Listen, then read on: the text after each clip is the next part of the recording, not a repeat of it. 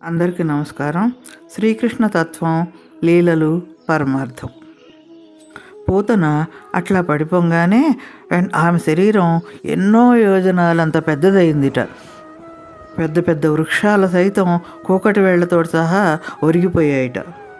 ఆ బీభత్సమైన వాతావరణంలో అక్కడున్న వారందరూ ఆందోళన పడుతూ భయంతో అటు ఇటు పరుగులెత్తుతున్నారట.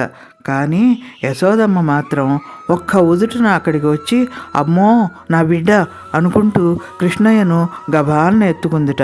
ఆమెకు కింద పడి ఉన్న రాక్షసి కానీ, దగ్గరికి వెళ్తే తనకేమన్నా అవుతుందేమోనన్న భయం కానీ అసలు ఏమీ లేవుట. ఆ క్షణంలో కృష్ణయ్యే తన ప్రాణం. అదేనండి తల్లి ప్రేమ అంటే. లోకంలో ఏ తల్లి అయినా ఇలాగే ఉంటుంది కదండి. ఒక్క మానవ జాతిలోనే కాదండి, మనం ప్రతినిత్యం మన చుట్టూ ఎన్నో మూగజీవాలను చూస్తూ ఉంటాం. వాటికి భావ వ్యక్తీకరణ సామర్థ్యం లేకపోయినా ఆత్మరక్షణ, వాటి పిల్లల సంరక్షణ విషయంలో ఎంతో అప్రమత్తంగా ఉంటాయి. ఉదాహరణకు మన చుట్టూ తిరిగే పిల్లి కానీ, కుక్క కానీ, పంది, కోడి ఇలాంటి జీవాలను చూడండి. వాటి బిడ్డలకు ఎవరైనా అపాయం తలపెడితే వెంటనే అవి వాళ్ళ మీద పడి పొడిచి రక్కి తరిమేస్తాయి. వాటికి ఆ క్షణంలో అవి బలహీనులము అనే విషయం కూడా గుర్తుకు రాదు. వాటి పిల్లల సంరక్షణే వాటి లక్ష్యం. అదండి అమ్మ మనసు అంటే. ఇప్పుడు పూతన గురించి మాట్లాడుకుందాం. పూతన పాలివ్వటానికి ఎందుకు వచ్చింది అని మనకు తెలిసింది, కంసుడు పంపాడని. కానీ దానికి ఒక కథ ఉందండి. పూతన గత జన్మలో బలిచక్రవర్తి కుమార్తె. పేరు రత్నమాల. బలి యాగశాలలో స్వామి వామనుడై వచ్చినప్పుడు, అంటే శ్రీమన్నారాయణుడు వామనావతారం ఎత్తి బలి యాగశాలకు వస్తాడనమాట. ఆ విధంగా వామనుడై వచ్చిన ముద్దుగారే ఆ బాలుని చూసి రత్నమాల ముగ్ధురాలైపోయిందిట. అలాంటి కొడుకుని తనకుంటే ఒక్కమారు ఆ బాలునికి చనుబాలని పట్టాలన్న వాత్సల్యం పెళ్ళుబుకిందిట. స్వామి క్రీగంట ఆమెను చూసి ఆమె కోరికను తెలుసుకొని తదాస్తు అలాగే అగుగాక అన్నట్ట. ఆ సమయంలో ఆమె చనువుల నుంచి పాలు ఉప్పొంగాయిట.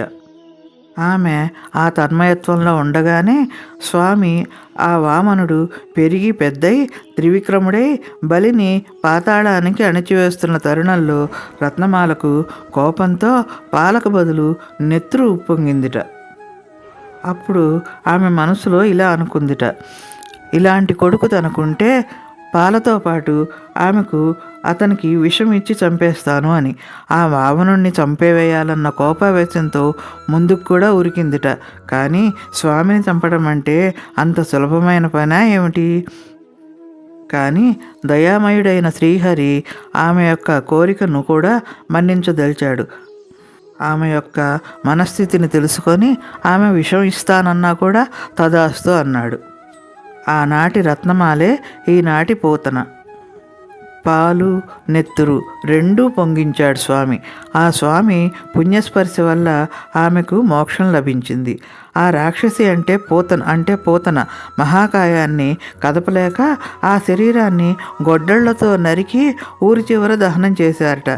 ఆమె మంటల నుంచి, పొగలు నుంచి దుర్గంధం రాకుండా స్వామి స్పర్శ వల్ల పునీతమై చందనంతో కూడిన పరిమళభరితమైన గాలులు వీచాయట, సువాసనలు వెదజల్లాయట.